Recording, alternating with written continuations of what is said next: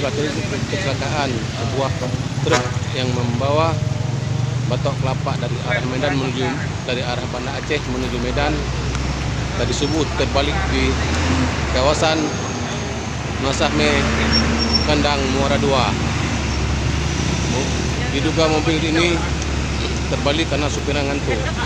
Mobil dengan plat 9227 mengalami kecelakaan yang sangat fatal. Mobil ini terbalik sekitar jam 5 subuh.